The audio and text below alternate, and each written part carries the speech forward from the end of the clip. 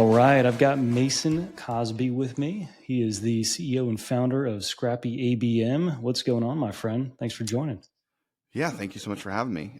We were talking about this in the chat before. It was just like, wow, we've like bumped up against each other a lot. So excited to finally like hop on a show and kind of chat through just different ways of actually going to market. I'm excited for it, man. And I mean, huge fan of all your content on LinkedIn too. I mean, I don't know what it is in the way that it's either the way you write pictures or some of the things you put out there, but I always feel like it's just genuine and authentic. It seems like you're just a good person trying to do good things versus, and I don't say that just to pump you up at all, by the way. I just like truly mean that because I think like right now on LinkedIn, there's just a lot of like rage kind of clickbait content. There's AI comments all over the place. And it just seems like we're lacking trust and authentic stories, just real people. And so anyway, man, you do well. I appreciate it. It's pretty easy when you've got a daughter as cute as mine because it's really easy to post photos of her. And Yeah, LinkedIn's the only social that I do. So I make the claim I'm the intersection of account-based marketing and babies. So if that's what you're I looking love it. for, I'm really got that market pretty cornered. I love it. I love it. There you go, man. There you go.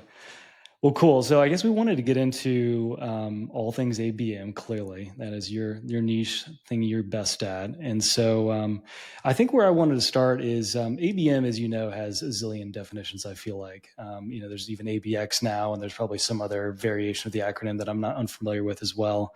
And so it's taken on a lot of different forms, and everyone defines it somewhat differently. Of course, the tech vendors in the ABM space have really defined a bit of what it is to go to ABM, which if I had to be blunt, ends up kind of being run display ads, some cold personalized email, send a Yeti mug, and go put target account lists and LinkedIn ads, right? And that's what they do pretty well. But I think that there's definitely more nuance there around ABM and this whole entire space. And also, I'm sure you would agree, this is not a tech-based thing that's required. It's a lot of just getting the process right and making sure that you have the right target account lists, et cetera. But without saying any more, how would you define ABM? What's the way to Yeah. best ABM?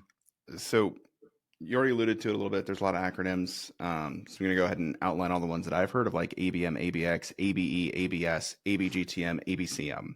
So like those are the kind of the six that I keep Mhm. hearing thrown out around. So the reason I outline that is I think all of them are the same. Mhm. So when I say account-based marketing, what I mean is any of those, and you can take the same definition and it applies. Yeah. So it is just a B2B revenue strategy that aligns the marketing, sales, and customer success team around a set of shared target accounts. Mm. Uh, and I'm even toying with the idea of changing that definition up a little bit to be more specific of shared target accounts that look like your best fit customers. Right. Um, and the reason I even want to add in that additional tagline is I've just had a fair number of like really early stage startups want to work with us, and like those are the only customers that I refund out of just like good conscience because they don't get Mm. the results because they said this is our best fit customer, but it was based on a hunch, not data. So Mhm. when I look at ABM, it's not a starting strategy. It's a scale up Right. strategy because you know what's working well for you, and you can make the intentional bet and risk that is, I'm actually going to stop paying attention to other people, and I'm only going to pay attention to those that I know are our best fit. So that's how I define it. That's how I think about it. I know it works. I've really been recently digging a lot more into like how PE works. And I actually think that just private equity in general is just ABM, but like with more layoffs. So I like to do ABM well without the layoff approach. But again, that's how I define it. That's how I think through it. I like it. What do you think though are the biggest misconceptions with ABM? Because I think there's a lot of associations with certain tactics that need to be used for it to be ABM. But would you agree with that or disagree in terms of that? Yeah. So what's really fun about this conversation is like I run an ABM agency that like standardly doesn't run advertising, period. Like Mm. it's not really our approach. We're actually really, really focused on just like foundational operations, the partnership with sales and content.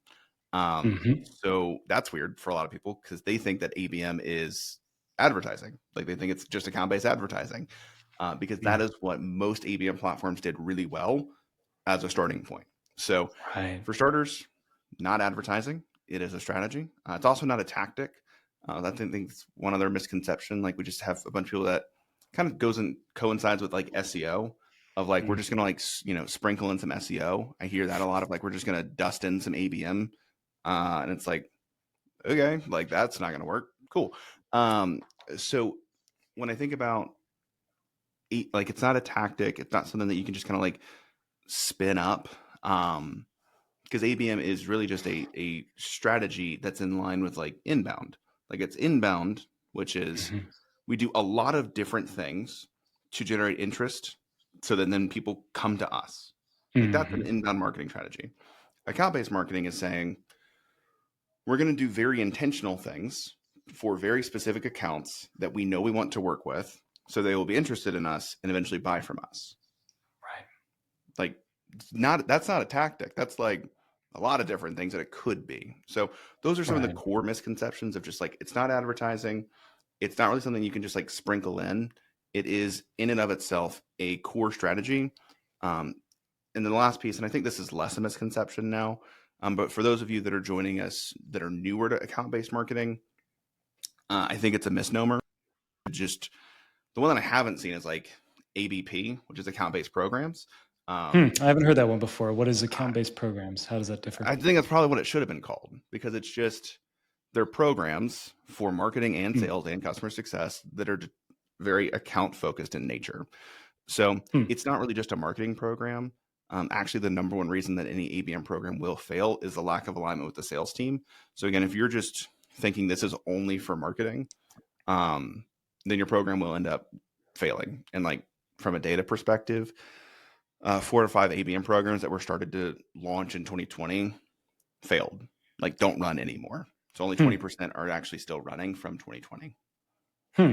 Hmm. What were some of the biggest reasons that they failed? Yeah. So number one is lack of alignment with sales team. Number two is lack of resourcing. So typically Hmm. what that looks like functionally is CMO or VP of marketing or CEO will hear about this new cool thing called account-based marketing. And then they'll Mhm. go to like marketing manager Susie, who already had a day job, and say, like, marketing manager Susie, you're going to do an ABM program now. Just kind of throw it at her. And then this is a phrase that I've started to use a lot that seems to resonate with a lot of people that have been laid off because of this. They're given the accountability for something they have no authority to actually create. So they're Mm. accountable to building an ABM program without the authority to create any kind of organizational change. So that's why ABMers are actually laid off uh, pretty regularly because you just gave organizational change to an ABM manager with no Right. executive sponsorship to actually vie for that kind of organizational change. Second reason it failed. Third is measurement. So they kind of left everything the same, and then they freak out because their MQLs go down. And we've Mm. got a couple of clients right now that we're like fighting with, to be quite frank, because like we switched to ABM for like a couple of months, and then their MQLs are starting to tank, and they're losing their minds. And it's like, Hmm. well, you've not hit your revenue goals 3 years running. It's like maybe the MQL model probably wasn't working anyway. So that's Right. that. And then the other thing that keeps coming up is just targeting. Like Hmm. this is now one of my most favorite exercises is just asking each department who's the best customer. Because if we build an ABM program around the best fit customer and we all define best differently, then we don't know who our target accounts should be. And then as a result, we are not aligned as an organization. So to have an exercise on that is have everybody write down their ideal client profile or the characteristics of the best customer, and then actually put that criteria into your CRM and add the designation of a lifecycle stage of customer and Hmm. just see what list pops up. And if you like that Mhm. list of customers, good. Like you're going to go get more of those. If you look at that and you're like, oh, these are not our good customers, then your ICP is flawed. So Right. those are just some of the core reasons why ABM programs typically fail.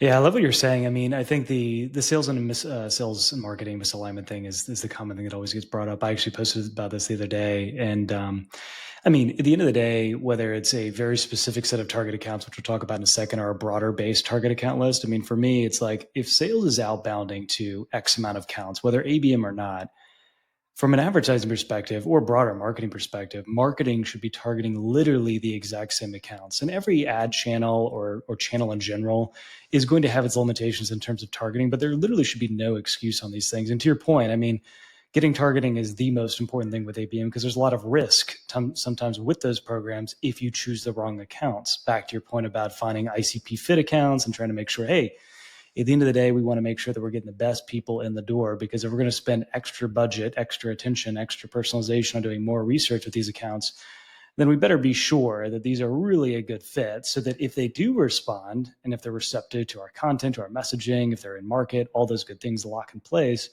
then we know we're going to get a better return on our ABM program versus one where, oh shit, we went a little click. And yeah, marketing, customer success, they didn't really, agree on what the actual target account list should be, and sales is going after different ones. I mean, that's not a good situation for anyone. So, Yeah, I think you just hit the nail on the head as it relates to, like, all of these are just different distribution channels. So like, why is sales going outbound to an entirely different audience from what marketing is marketing to? makes no sense. Like, half the battle of any program is just getting people to know that you exist, which is kind of what Yep. marketing's good at. And sales is exponentially greater at personalization because it's more Mhm. one-to-one in nature. So like, Yep. why would we not let marketing do what it does best, which is awareness at scale, and then let sales do what it does best, which is personalization to the individual account, and work together on Yep. that front? Versus, why are we having marketing? And don't get me wrong, I know that's great technologies and that's fantastic. But like, why are we having marketing try to do one-to-one personalization to 3,000 accounts that don't know that we exist? That doesn't make a whole lot of sense. And then why are we having Agreed. sales do mass cold email to 1,000 accounts with zero personalization? Like, Oh yeah, yeah. I mean, yeah, especially that last case too. I mean, it makes a lot of sense. I mean, we've worked with multiple clients. We don't always connect the dots back to cold email reply rates and success rates, but we have in some cases, because we were very interested in understanding what was the incremental lift from driving, say, a list of X amount of accounts for X period of time, and then having sales reach out to those accounts after that period's already passed, right? So everyone's kind of primed, if you will. And so you're playing into a psychological bias that I'm sure you know all too well, called the mere exposure effect. And so it's just the familiarity bias. And so, like, if you're familiar with me, my name, and I reach out to you and I say, hey, Mason, what's up, man? You're going to say, yeah, I think I know that guy. I don't know. I've seen his content on LinkedIn, or I don't know, we did a podcast together, or I don't know, I saw his ad the other day. Like, I at least know of him. And so you're going to be more likely to admit him and respond. Now, that doesn't mean you're going to be in market or have a problem or going to want to work with me or any of those things, but it's going to greatly increase the chance of someone actually responding. And so that's the whole goal of this thing, right? If you get everyone doing the same thing together. So I like what you're saying. I wanted to go to one thing because part of the reason we even are talking right now is because of the post you had earlier this week, I believe. And I commented back on, and you had a great comment back, and I thought it was great. And so one of the things you said was the first place you should ultimately start focusing, back to your point on making people aware you exist, is targeting people that are unaware. And so I'm kind of curious how you define what an unaware account is. And then I think the follow up to that then is, how do you figure out who is unaware to get the yeah, data to understand who to put in that list, if you will? How do you think about that? it's a great question. So not be a revolutionary answer. It's unaware accounts are accounts that do not know that you exist. And there are a ton of ways that you can try to figure this out. So for example, some of this will come down to tooling. So sorry, but that's a component of this is basic tooling capabilities.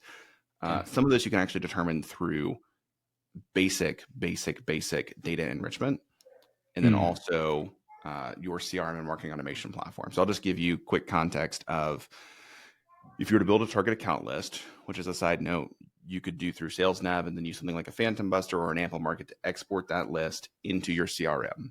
And these are non-marketing contacts, but you have a list of people that live in your HubSpot database. And we happen to build our website on HubSpot. So for quick context, so far, we're talking about contact perspective. Sales Nav is $1,000 a year. Phantom Buster is $1,000-ish a year. HubSpot Starter for CMS, marketing automation, Mm. and CRM is $250 a year. So all in, I'm talking about like less than $2,500 a year for like this kind of tech stack. So like, very affordable, very accessible. Once those people are exported out of your LinkedIn network, and you can do this on an automated, ongoing fashion using Phantom Buster, or again, another tool like Ample Market, which is what I used all of last year. Love both Mhm. tools. They're then in your database, and you can actually start to track and see on page engagement based on them actually going to your website. Or we had another tool called Casted that actually hosted our podcast.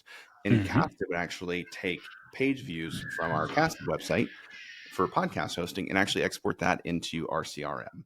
So Hmm. again, those are all things that actually show specific engagement and awareness that are relatively inexpensive. Now, most people think, well, that's just based on actual first party engagement on your website. How do we track when it's third party engagement? Again, what I just outlined is that Phantom Buster can export connections and Hmm. let me actually dig into this because we're just now starting to use Phantom Buster. So I want to double check before I claim this. But Hmm. what I do know is that with LinkedIn, actually, I know you can do this. Sorry, just connecting some dots. With LinkedIn, you can actually just see your follower count and actually make a list of your followers and then export your followers and your connections from LinkedIn into a database and have that database enriched. So Hmm. just by the nature that through some very basic tooling, you know they're connected with you on LinkedIn or they follow you on LinkedIn, you can know that they know that you exist. And Hmm. that is a very easy way based on specific ICP filtering criteria or a named list that is then exported into your database. You can actually know awareness. And Do you think again, there's a time component to that where, I mean, I think we have so much noise in the world and so many things are going on where, in the paid advertising world, my analogy would be like a 180-day retargeting layer versus say a 90 versus a 30 versus a this versus that, right? And so you'd have people that had, recently engaged with your brand by going to say piece of your content, downloaded this, been to this page, so on and so forth. And you might have other people that haven't really engaged with you for X period of yeah, time. Do you like to take that into consideration, or do you think that yeah. overcomplicates things? So when we think about an account progression model, which is typically how we build our programs, and the stages are awareness, initial engagement, meaningful engagement, marketing qualified account, sales qualified account, opportunity, and then a re-engagement stage. Hmm. In that account progression model, it actually has arrows going both ways because at some point you have to digress accounts Right. because they might be a marketing qualified account at that stage because they're in an active buying cycle. They've looked at all your product pages, they've viewed a bunch of case studies, and then they ghost for 6 months. Mm. Like to say that they're still a marketing qualified account is disingenuous. So at that point, they Agreed. should likely hit the re-engagement stage, or depending on how you set up your program, they may bounce back up to more of an initial engagement stage that's probably primarily focused on problem content and like viable solutions versus your Mm. specific solution. So Mm. again, I think through it, yes, like there is a time component to it. What I will also say is, admittedly, once somebody has really shown some pretty significant awareness and engagement, like my only metric for success at the awareness stage is like, can I viably and measurably show that they know that we exist? Yes or Hmm. no? So I'm probably not going to digress somebody past all the way back up to the awareness stage because once somebody knows that I exist, like they may need to be reminded. But to your point of what was the exact phrasing? It was just like the Yeah, I mean, yeah, there just may be situations where like someone's 180 days out, 6 month they haven't engaged with your brand. So, maybe they could recall it if you came and emailed them, but the chances of you being top of mind for a given yeah, problem are probably not likely just given the forgetting curve and all of those things. And so the idea would be to say, hey, cool, people that are actually accounts that are engaged or aware, et cetera, those have to have some level of engagement recently versus, I mean, at some point we got to cut to your point about being yes. disingenuous. We've got to cut a ties with this account and say, hey, you know what? Like they've forgotten about us. They're not engaged. They're not talking to us. They're not on our website. They're not going to our events. They're not going to our webinars. They're not downloading our content or viewing it or consuming it. So therefore, we have to get them back engaged somehow. And I would Right. fully agree with that. And I think so. If think about it from just like an awareness consideration decision stage, like to simplify it, the reason we actually break the account progression model down more specifically than that is awareness is just simply, do they know that we exist or not? Because no one can buy from you if they Right. don't know that you exist. And they are significantly less likely to engage in anything if you cannot measurably showcase they know that we exist. So what I think we're Right. both Right. talking about, and we're just admittedly like getting really nuanced and nerdy on it, is just the initial Yeah. engagement stage. Because initial engagement is they have done anything to show that they know that we exist, at Yeah. which point the goal is to build the pain of the problem that they're experiencing. So they will convert from a casual consumer of content into someone actively looking for some kind of a solution, which is then where we Right. quantify that as meaningful engagement. So meaningful engagement would be they're exploring viable solutions. And then it's at the MQA stage that we then clearly state they are clearly aware of our product and how we Right. could solve their problem. And they need to actually just have a call with our team, transition into that use case and case study content to validate Mhm. that we can make their pains go away, and then try to get Mhm. that conversion into a meeting. So I think we're saying the Makes same sense. thing. No, I think I we take it are. out one level further from awareness as a gigantic stage to awareness and initial engagement. No, I think we're saying the same thing. Yeah, it's just kind of the nuances in advertising, the way that we like break up audiences and whatnot. But I mean, ultimately, the idea, to your point, is we want to take an account that has no clue we exist or has forgotten about us, make sure that they're aware, they stay engaged, and when and if they have a problem, that they actually come in and convert at some point or have a conversation with sales and move forward. Which I guess brings up another thing that's been kind of floating around LinkedIn that I'm sure you've seen, which is the 95-5 rule that everyone seems to love to quote, which has some years on it now. It's about 4 or 5 years old now from John Dawes. And even before that, there were other heuristics or frameworks for the same type of thing of establishing that, hey, not everyone is actually in market and out of market. And for those that don't know, I mean, the 95-5 rule was coined by John Dawes back in 2021. This was John Dawes is a professor at the Ehrenberg Bass Institute. And so he commonly gets referenced all the time on LinkedIn as it relates to trying to better set expectations that not everyone we target is going to be ready to move right now. So it's kind of a way to frame up the brand marketing versus performance marketing conversation, not just related to advertising, but anything. And so it helps ultimately marketers or CMOs, VPs of marketing kind of say, all right, let's take a back step here. Should we really have this much budget or this much investment dedicated to just getting people to convert right now? Or should we focus a little bit more on things that are not direct response?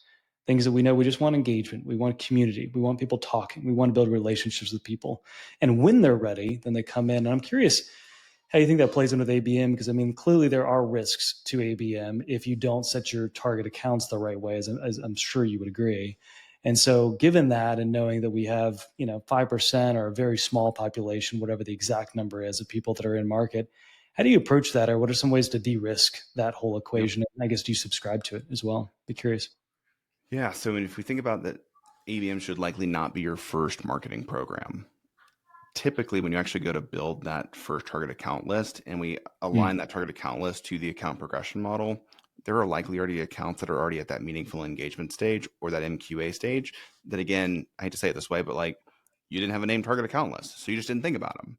yeah. So that's the first reason that like it's super important to actually have ABM aligned to a right fit customer that you're already likely attracting to some extent. Hmm. So one, that helps to mitigate it on that side. Second thing is I also subscribe to a lot of the data that was found in the book, which is referred to as the long and short, Hmm. which outlines the appropriate budget allocation for brand building versus sales activation. So I Hmm. don't know if you've seen. Okay, so Yeah, has but it? for people that don't know, I think you should Yeah. go into it a little bit more. Essentially, what it outlines is that the appropriate budget allocation is about 60% should go towards brand building, 40% should go towards sales activation. And when you look at the chart, Hmm. it can show that it's got two different lines. So one line is just like this massive up and down, which is sales activation. And what it Hmm. does very clearly state, though, is that in the short term, so on a 6 month time horizon, sales activation dominates. What I love is that this is a very well researched book, and it literally uses the language in its chart. Sales activation dominates. Like, so if you Hmm. need pipeline now, way better. Like, do not do brand marketing. Like, go outbound, build pipeline, Right. and that's what you should do. That said, over time, you'll need to actually build the brand to get a longer term, more impactful, more sustainable brand lift. So that Right. I actually like to think about it is, well, I just outlined an 18-month journey. Like, what I should likely do with an ABM program is, yes, build out the full account progression model. But like one of the things that we're starting to do with all of our clients is just like start with a closed loss program or a customer win back program on best fit customers, because that is Right. pure sales activation that can build pipeline today. Because people lose their minds when the pipeline is empty. And like, if the pipeline's full, no one really cares what actually marketing is doing. Like, you can have all the like, See, that's the key. What you said at the end, that's the key, right? I mean, and that's how you get the keys unlocked to do more brand marketing plays yeah, too, right? I mean, if you're missing your short-term goals right now, it is a very hard thing to go and get approval for something that is not necessarily going to have any type of return in the next quarter. I mean, that's a hard one to do. So Yes. I mean, it's always the balance to your point. And whether 60/40, I know that Les Binet and everything, great research, and I love the book and everything. Those are, I mean, great guys. A lot. I love just the whole approach, just the empirical aspect of the way they approach things. Same way with the Ehrenberg Bass Institute, because I think it gives some level of credibility more towards marketers and something to point to, at least as a starting point. It might not Yeah. be perfect for every business, right? But at least as a starting point. But yeah, keep going. Yeah, I love what you're saying. It's great. Well, and even on that point of you can do whatever you want when the pipeline is filled. The challenge is that marketers will spend a ton of time, energy, and effort building this like one shot campaign that's like really expensive to Yeah, build the pipeline. When in reality, it's actually like the not sexy, really boring stuff that right. typically works. So, like the things are closed lost, event activation. When I say by event activation, what I functionally mean is like there are so many companies that just like pay massive sponsorships to events and have no pre-event program to like get Hmm. meetings booked before the event. And like Hmm. half of our that's what we did for half of our clients. Is they're like, yeah, we're going to this event and we really don't know what to do with our SDRs. I was like, so you Right. paid $80,000 for a sponsorship where you get like a table and a speaking slot and like a logo in a couple of places with no plan to convert the event?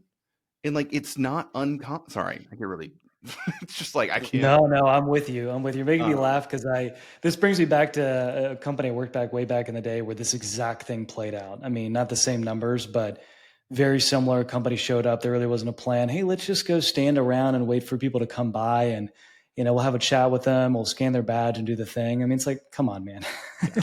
Like these So events are too chaotic for that. You have to go with some yeah. plan. So I mean, if you built an intentional process around how you're going to events and follow up at events, if you built a closed loss program, if you built a missed meeting program where like Hmm. people scheduled a meeting and then canceled and like never got re-engaged, customer win back program, Mm. a website re-engagement. So again, there's just a ton of free de-anonymization tools at this point. So like just re-engage people that like showed up on your product pages. Like Right. easy money right there. And then the last one is champion tracking. And a lot of people Mm. think, okay, so Mason, for anyone that doesn't know, like I'm obsessed with User Gyms as a brand. I love their company. Um, Mm. Selfish plug, very selfish. There's a free 3-hour masterclass on their website under the resources tab called Scrappy ABM Masterclass if you want to learn more about this. But like, here's the poor man's way of doing champion tracking. If you send out a weekly email or a monthly newsletter, Mm. you get bounce back email addresses. Mm. Like most marketers just think about that as like, oh, my data is decaying. Bounce back email addresses are typically like people losing their job. So Right. like just look at who bounced on a monthly basis and then check Right. LinkedIn and see where they landed. It costs you Right. no money and you can do that today. So those are like 6 Yeah. playbooks that are just in your existing data. You'll spend 6 months developing those playbooks and actually like Mhm. developing the standard templates that you can do for sales outreach and operationalizing those within your tech stack.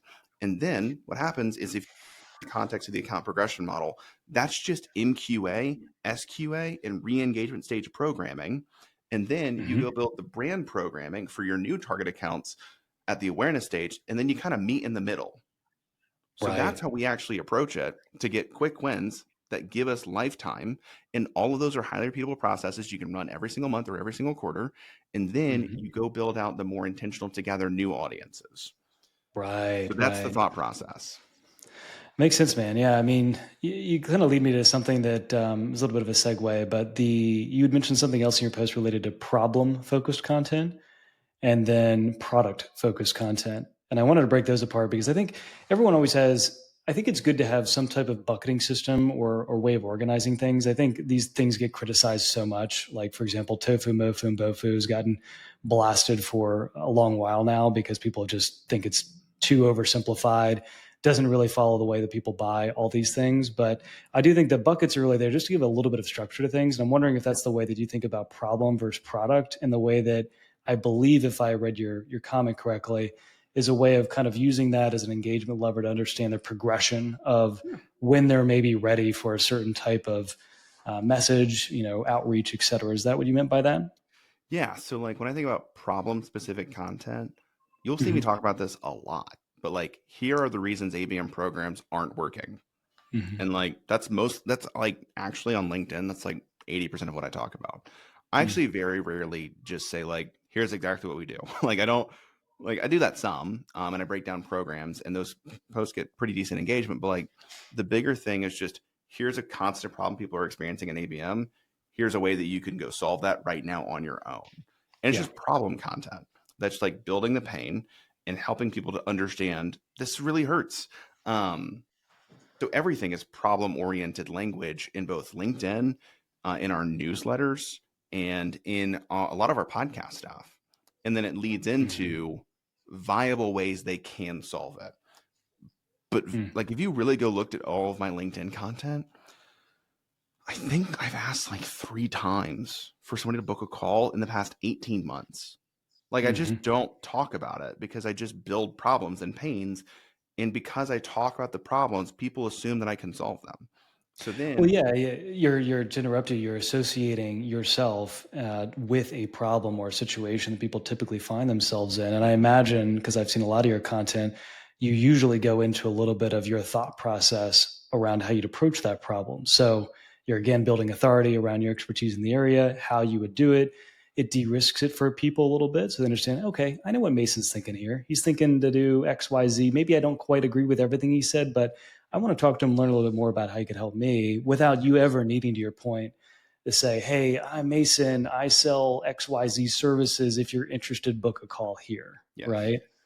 But everything that I'm talking about is just problems and like ways that somebody can solve it. Whereas if you Hmm. go to our website is actually purely a buy my crap website. Like Yeah. there's actually zero content. It is here's the ways that we can help people. You can book this meeting. It's a calendar link to our salesperson, and that's it. Like we've got a Mhm. couple of case studies, we've got a bunch of logos, we've got a bunch of testimonials that, and then we've got a link to our podcast and our newsletter. If Yep. like if you go to Bounce, you get hit with a pop up that's like, "Hey, want to subscribe to our newsletter?" Well, people will just continue to get more problem specific content. But like Right. everything else is problems and like thoughts on how you could solve it. But it's not ever pushing. This is how we work with our clients. That Yeah. is only our website. So that's how I bucket it. It's just like, are we Yeah. building pains and alleviating some of the problem by just outlining a Mm. couple of ways that you could do it? Or are we directly talking about this is how we work with our clients and you could be one of those clients? So problems versus Mhm. products.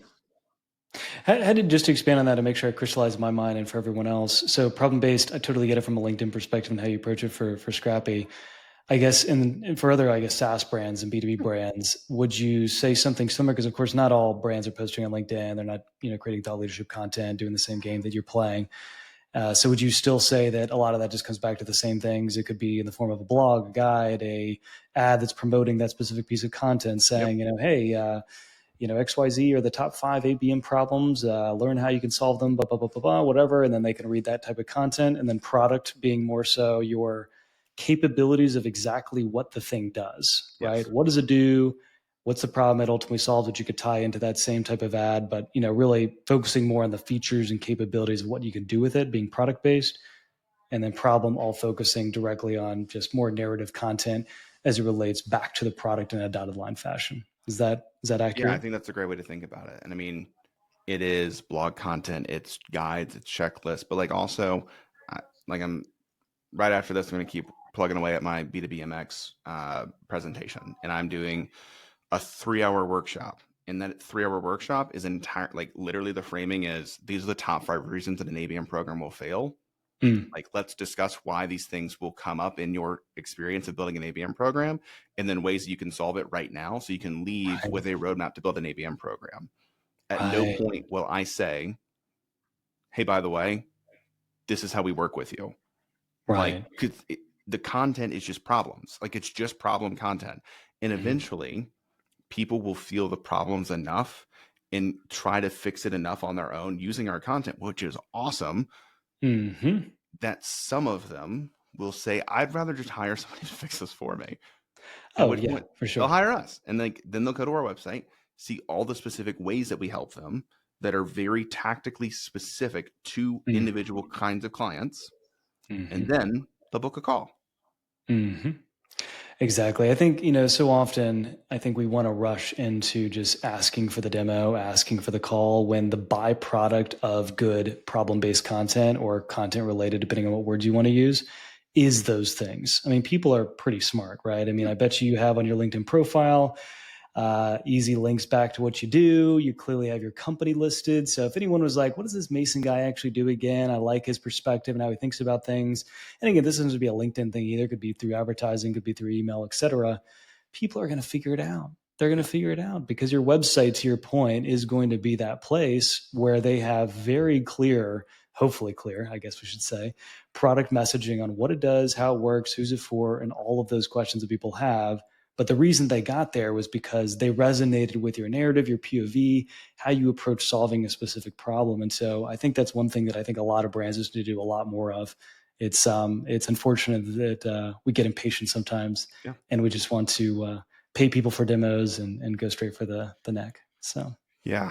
And to bring this full circle to 95.5, yeah. I spent probably 5% of my content time focused on product content. Mm. I spend 95% of my time on problem content. Makes sense. Makes sense. Yeah. Yeah. You mentioned one other thing too that was interesting that relates to this as well. And I think if I understood it correctly, it's the action that you take after someone engages with a piece of content. And I think you were talking about some type of follow-up motion that you typically advise clients to do when they've engaged with, say, some of that problem specific content and or product.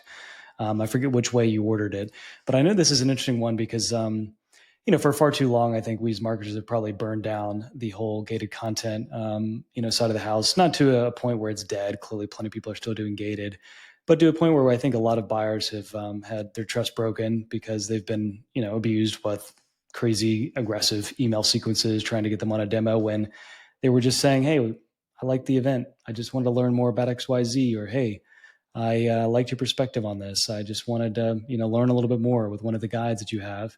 And Yeah. I think the follow-up motion is always so critical because we have to make sure that we're understanding the intent level of someone and we have to adjust our response accordingly, right? I mean, if someone comes in for a demo, we're going to say one thing. If someone goes to an event, we might say something completely different, back to your point about the post plan after an event ends. And so I'd be curious to hear your thoughts there because I thought you were suggesting maybe that there was a way that sales was engaging in and around the content possibly to have a conversation around that versus, the typical good old fashioned, hey, saw you looked at our content, want a demo type of action. Yeah. What's your thought process around that? It's funny. I actually just launched a closed loss program. We hired an account executive about 2 weeks ago. And surprise, surprise, in case you're wondering if I actually recommend and do what we recommend, first thing he did was launch a closed loss program. Mm-hmm. And as we looked at the outbound sequence, it's about a 12-step sequence between email and LinkedIn. It's all manual. So there's not an automated outbound sequence thing. It's just, I'll put it bluntly, like we have a spreadsheet that's just like Mm-hmm. subject line, here's the content. And he's going to nuance it based on deal information that he's gathering. But Mm-hmm. the main thing that we're pushing is a free offer.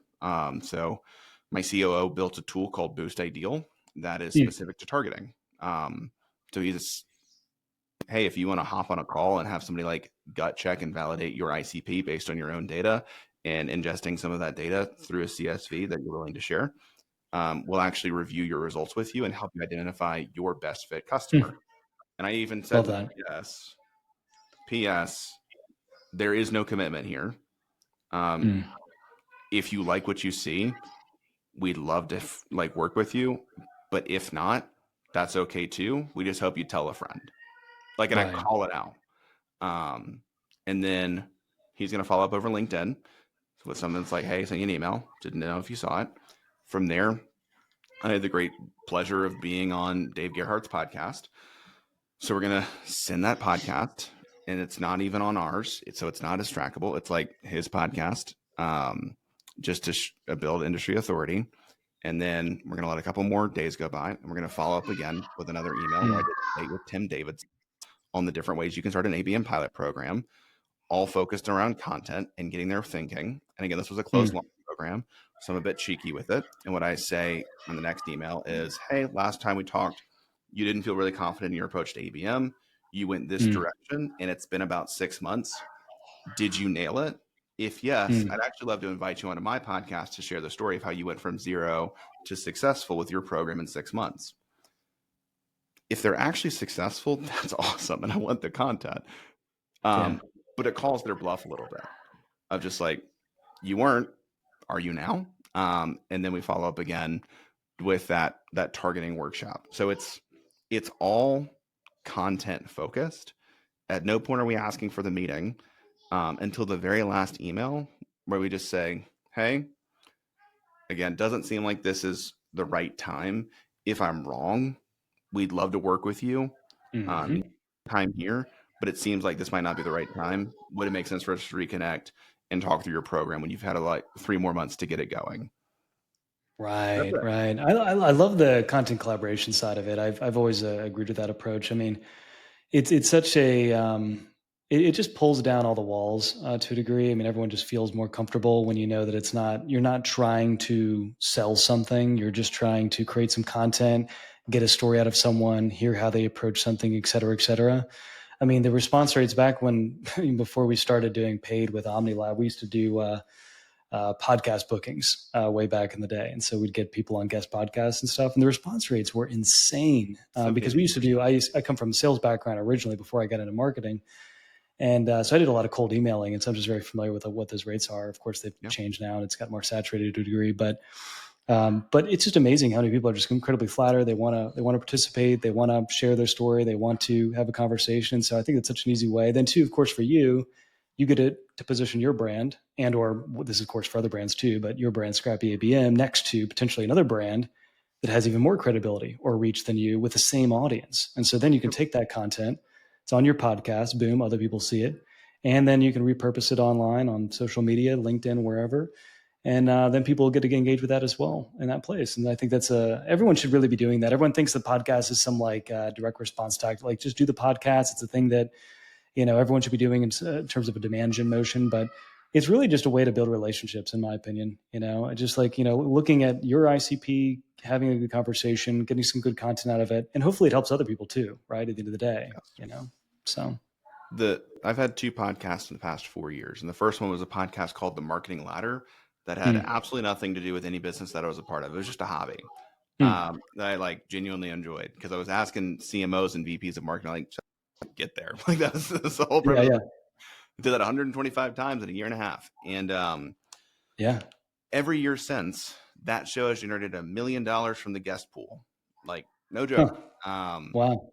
because I just invited people that were in really great seats for positions or great Mhm. seats for making purchase decisions.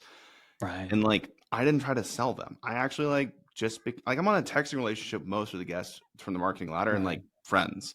And then Right. inevitably they're like, hey, Mason, I really need help with this thing. Do you know anybody? And sometimes I'm the somebody. I'm like, well, I do Right. that. And they're like, oh, cool. And then we work together. So like Right.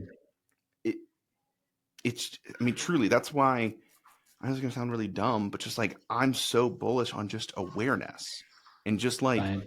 if your target accounts know that you exist and you show up a long enough time frame as actually genuinely, they will buy from you or they will send business your way because your target accounts are friends with your target Mm. accounts because they're like-minded and in the same Mm. like kinds of verticals or industries Mm. or growth stages. That's why they should all be Mm. on your same target account list because the characteristics of your target accounts should make them all look really similar and then people will Right. network together. So anyway, sorry, that's like another No, separate no, topic. no. I Like, totally get it, that's man. why awareness is so important.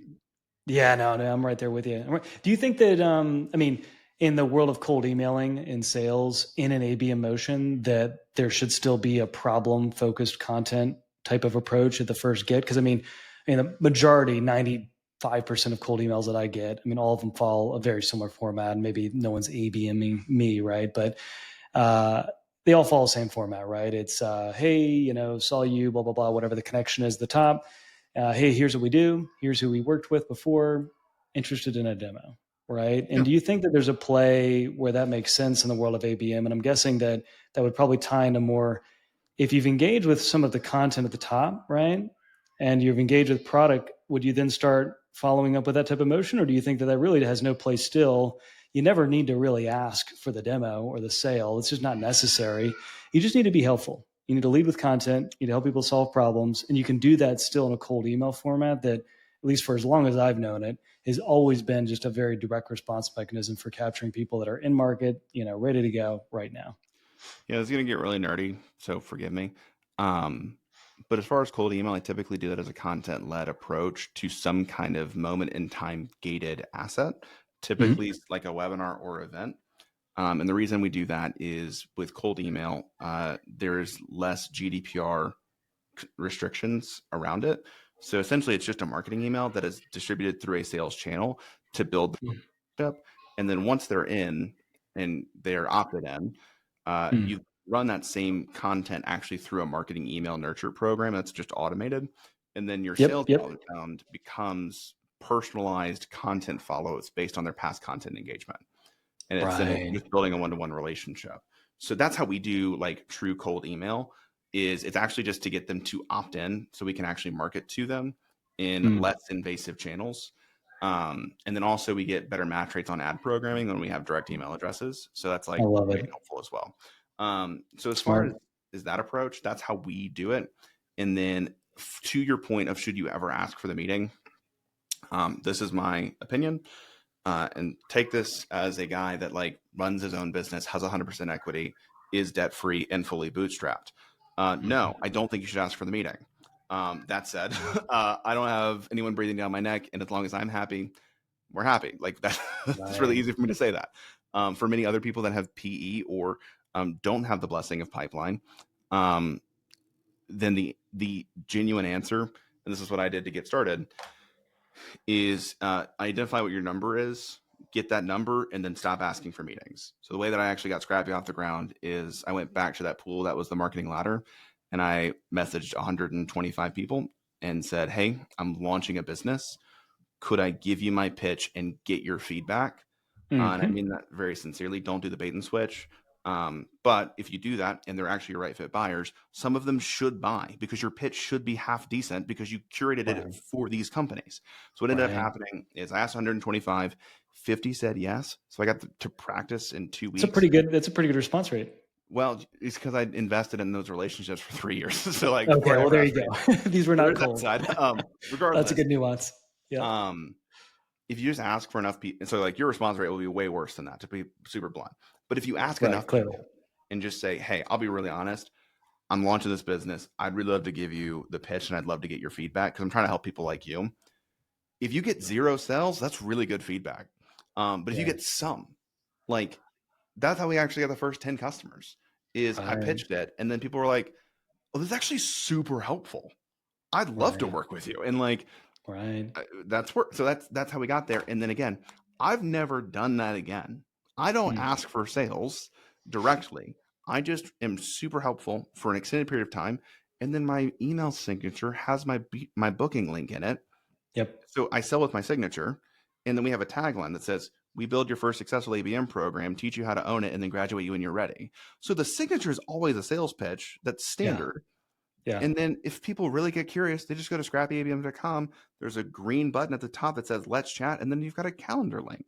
It's like it's not It's hard to it's book a just meeting. not that hard. Is your point? I mean, it's just not that hard. And again, if people are going to seek you out if they like what you have to say, if they like the type of content you put out there. And again, I think you and I are relating this a little bit more to services business, but the same thing goes with SaaS businesses too, to a degree, right? I mean, the only thing I'd say is that, yeah, the VC and P thing definitely comes in and there's a lot of pressure on that front. And so, yeah, when you've got your CEO or anyone coming down on you and you're a marketer and you've got to make heads turn quick, Yeah. and your job's on the line, and you know how early stage SaaS is, man. I mean, like a lot of people get cut very quickly. Churn is pretty high for a lot of VPs of marketing, and so they do have to. You do have to, at the end of the day, focus on some of that short term stuff.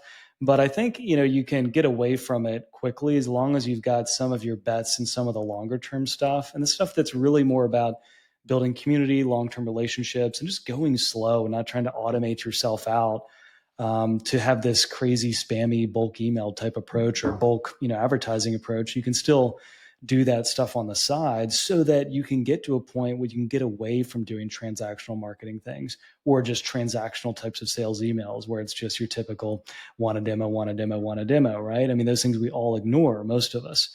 I know I certainly haven't responded to one in years. Maybe it's just they're hitting with the wrong message, or I just haven't needed anything they're offering. Maybe I don't know, but I can tell you though that I've got people that are top of mind, brands and just consultants and freelancers and people that are top of mind for me because I read a lot of their content. I've seen them on a podcast. I've seen them on an event. I've consumed something in terms of their perspective, their POV out there, and I think like that's the type of stuff where I'm like, oh wow, I already like what this guy's saying or this girl's saying. Like, I think there's some collaboration there. Maybe I don't agree with everything, but like those are the things that people are looking for, to your point. And the byproduct eventually will be people go into your website, go into your Calendly link in your email or whatever it may be. Couldn't agree more. So anything we didn't, I know we're right about a time, anything we didn't cover in terms of ABM that you think would be just kind of an important thing to leave people with? Any questions that I didn't hit? There's, of course, many, I would imagine. It's ABM, right? You're not going to cover it all in a 45-minute clip, but anything you think important? There are two core frameworks. So we talked a lot about the account progression model. The other one would be the 4D framework, which is the tactical components. I'll be honest, I talk a lot about it in a lot of places, but I'd be remiss if I didn't just bring up that there's a 4D framework that is data, distribution, destination, and direction. If you want to learn more about that, go check out the Scrappy ABM podcast. There's like 130 some odd episodes on it. But again, it's not just the account progression model. The account progression model is your strategy. The 4D framework actually gives you the tactical components of what you need to execute at every stage so you can build a repeatable program and a repeatable process. Love it, man. Love it, man. Yeah, I'll try to make sure to drop some stuff in the show notes too so people can find that. If people wanted to reach out to you, I assume LinkedIn is probably the go-to spot for you? LinkedIn, and then if you just Google Scrappy ABM, that's the name of the podcast. That's our website. There's a newsletter. So it's those channels. LinkedIn, newsletter, podcast are the places and ways to find us.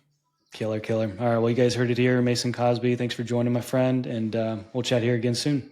Sounds like a plan. Thanks so much for having me. All right, man. All right. Well, thanks for listening to another episode of the Demand Podcast. Again, I'm Jonathan Bland, the co-founder of OmniLab. I'll also have with me Jason Steele, who's the other co-founder of OmniLab on this podcast as well. We're a demand gen agency for seed to Series B SaaS startups. If you like this episode or you're looking for some help with demand gen, please feel free to reach out to us on LinkedIn over a DM, or you can go just directly to our website. That's omnilabconsulting.com. Otherwise, we look forward to seeing you on the next episode where we'll be talking about all things demand gen. Until then, thanks. Bye-bye.